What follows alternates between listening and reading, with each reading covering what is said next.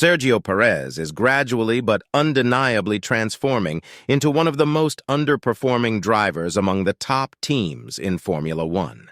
His recent performances have been truly disheartening to witness. From being the sole contender capable of challenging Max for the championship, Perez has now fallen behind, slower than the entire pack ahead. It's a downfall that we never anticipated, but more significantly, it's something that Red Bull desperately wants to avoid.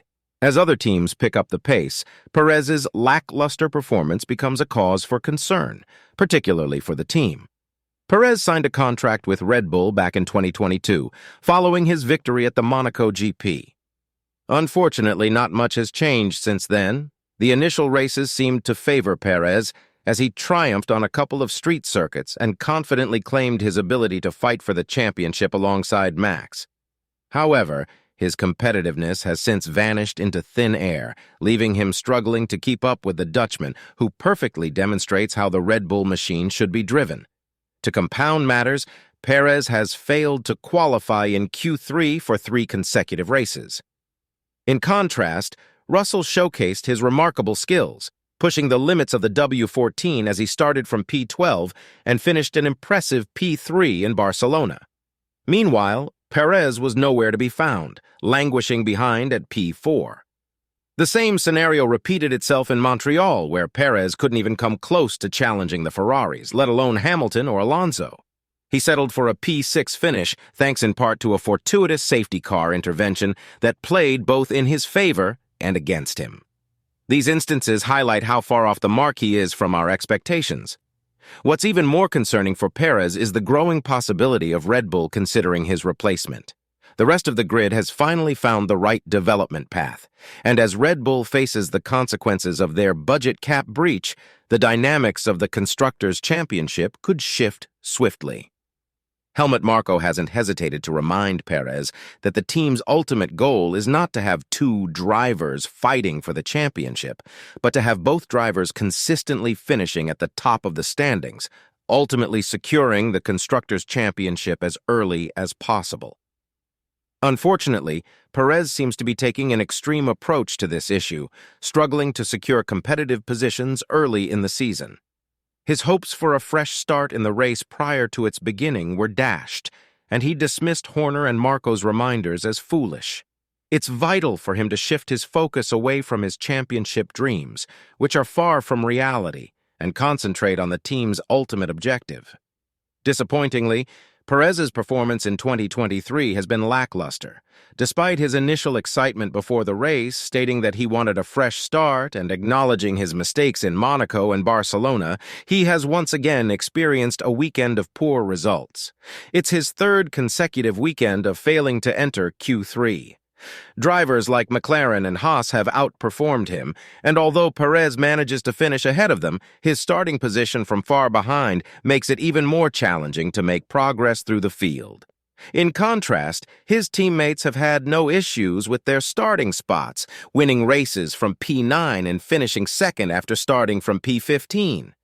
One of the major concerns surrounding Perez right now is that he himself recognizes the drop in performance, and he can only blame himself. This decline is certainly not what we expected to witness so early in the season. Although there are similarities to last season, when Perez experienced a competitive start before losing connection with the RB18, this year hasn't been as harshly oriented towards the RB19. It makes one wonder if the championship pressure has taken its toll on him. Regarding the Montreal fiasco, where Perez only managed to overtake Alonso and struggled to execute any competitive passes, he expressed his disappointment. The safety car intervention ultimately thwarted his opportunities. Perez admitted, "I'm very, very concerned about the lack of pace. We just didn't have the speed, and we don't understand why. That's the weird thing. So we have to figure it out. We're going to sit down and review because we know what we're capable of, and it's crucial for us to understand what's going on." Ironically, Perez's current performance might bring some relief to Red Bull in one aspect: his inability to challenge Max for the championship. This would make their path to a 3rd championship in the drivers' category much smoother. However, there is a bigger challenge at hand: the Constructors' Championship. Despite Perez no longer being in contention, he is currently 69 points behind the Dutchman. The threat of other teams overtaking Red Bull in the Constructors' Championship is a realistic scenario, especially considering Mercedes' consistent performance over the last two races, excluding Russell's unfortunate blunder that left him pointless in Montreal.